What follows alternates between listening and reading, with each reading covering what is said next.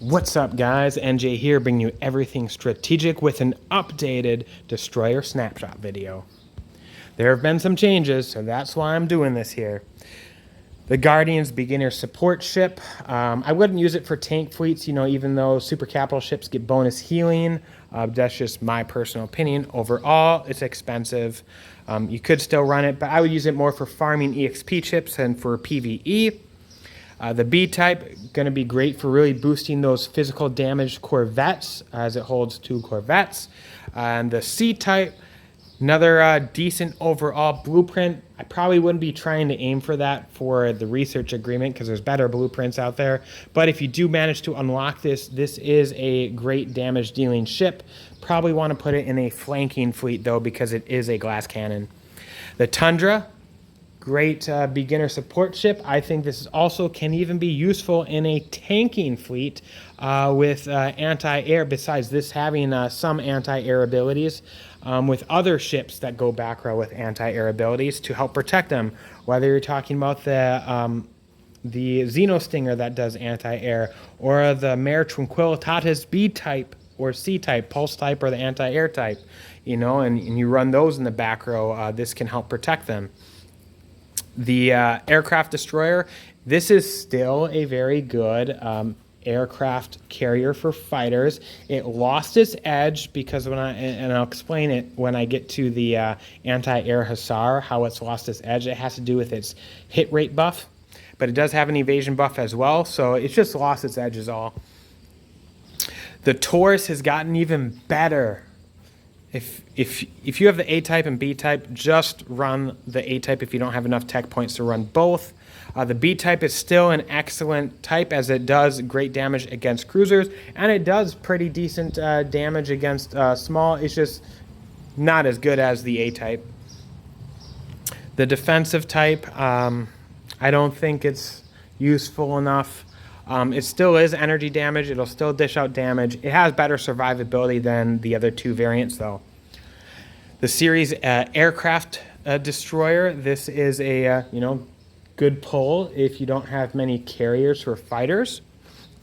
I would be going for the B-type though, that support type, because you can do massive healing. Not as good as the new auxiliary CAS.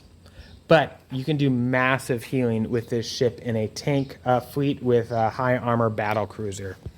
The C-type, seriously, I wouldn't run this. It's not practical to me. It gives bonus hit rate. I would say specifically you'd use it for your cruisers, like if you have heavy cannon, Chimera and Callisto or something like that. But overall, to me, not practical. The AC-721, each variant has its role to play. The A-type is for helping storage for utilities, for early game resource gathering to give you a boost, and it's quite a bit, by the way.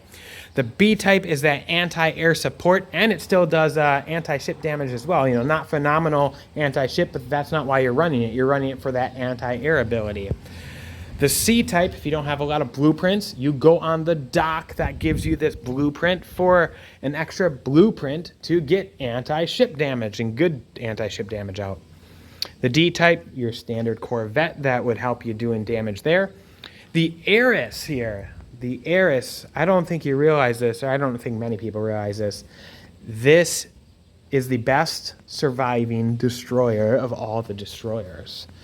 Maybe not totally practical, but if you just had like a dedicated tank fleet against like a whale or something just to try and tank for an extra 30 seconds, this might be the ship to use, like just running 10 of them, but make sure you have a different ship in it and make like an FG-300 the flagship for it, because otherwise it's going to cost extra action points. It does have that flagship ability, that's what I'm referring to, and there is use to there for that extra vision, and where enemies will not see it in the fog, if the fog is not revealed, because like an outpost the enemy can see and they can just, I'm going to move to a different area to stage to attack your hive. But if you have one of these guys, it's hidden until they send a scout that gets close enough, if it gets close enough to see it. B-type, I love these guys. I like running them early game. They're cheap overall. They're expensive very early game, but as the game progresses, they're cheap compared to other destroyers. Great damage and great survivability for front row. This type has even better survivability, but you're sacrificing all that damage. So you would be in a dedicated tank fleet if you did do it, or maybe like, I don't know, maybe you run it in a swarm fleet just to have a dedicated tanking front line, but that's up to you. You make that decision. Quar, solid ship overall. It's going to suffer versus small ships, so boost that hit rate. The B-type, I'd say, is slightly better with the anti-cruiser strat and dishing out great damage. It's indirect fire with those torpedoes. Good ship. Winged Hussar, great beginner ship. You want to get that if it's your first season or you're thinking about playing the game and you're going to your first season, buy that season pass and aim at getting this ship with the special sales stuff they have. B-type, this is even better for anti-small ship killing, and a lot of people still run a lot of small ships, even I do, and so this is amazing against small ships.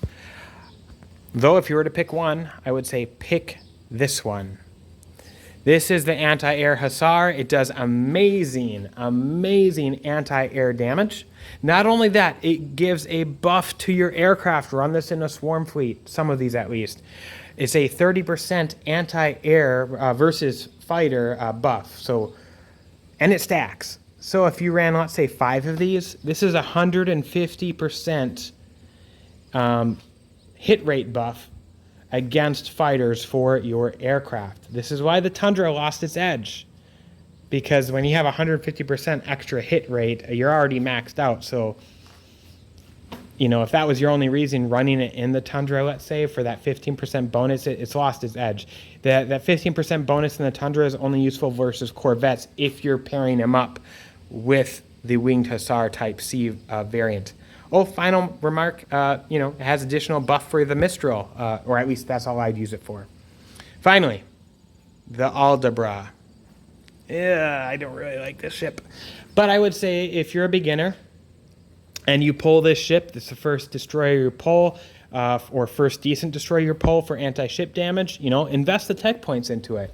You need it. You're new. You don't have a lot of blueprints, but when you have other blueprints, this really isn't that good of a ship. It'd be just more of a filler or something like that. The B type, even worse damage, but it is cheaper and it survives longer than the A type. But that's it. Hope this helps you. Think strategic.